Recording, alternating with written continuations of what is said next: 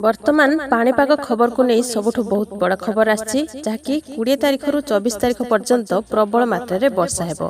तेबे केउ जिला को वर्षा हेबार संभावना अछि वीडियो को लास्ट पर्यंत देखंतु। वीडियो गोटे लाइक करंतु आउ चैनल सहित जोड़ी रहबा पई एबे सब्सक्राइब करी पाखर आस्थवा घंटी चिन्ह को दबाइ दियंतु। तेबे आसंता 24 घंटा मध्य राज्यर विभिन्न जिले में वर्षार संभावना रही।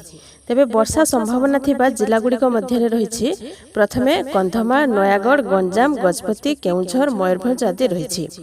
एसहित आसंता 24 घंटा मध्य काल बैशाखी संभावना थिबा जिलागुड़िक मध्य बालेश्वर, भद्रक, जाजपुर, केन्द्रापड़ा, कटक, जगतसिंहपुर, पुरी, खोर्धा, नयागढ़, गंजाम, गजपति, केउझर, मयूरभंज, अनुगुल, ढेंकानाल, बौद्ध, कंधमाल, रायगड़ा, कोरापुट और मालकानगिरी रही। जिलागुड़िक येलो वार्निंग जारी करिछि।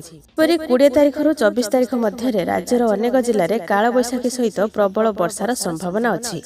एथिपाई आंचलिक पाणीपाग केन्द्र पक्षरु येलो वार्निंग जारी होइछि।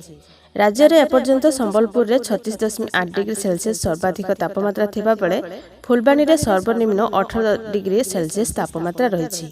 तेबे आसंता 21 तारिख में उत्तर पश्चिम बंगोपसागर में लघुचाप क्षेत्र सृष्टि हेबार संभावना रही। एहारी प्रभाव में आज कोरापुट, नवरंगपुर, नुआपड़ा, कलाहांडी, कंधमाल, बरगढ़, झारसुगुड़ा, देवगढ़, मालकानगिरी, गजपति, रायगड़ा, गंजाम जिले में घड़घड़ी सहित हालकारु मध्यम धरणर वर्षा हेबो। एहाछड़ा नुआपड़ा, नवरंगपुर, केउझर, मयूरभंज जिलार किछि स्थान में प्रबल वर्षा हेबो बोली आकलन करा जायछि।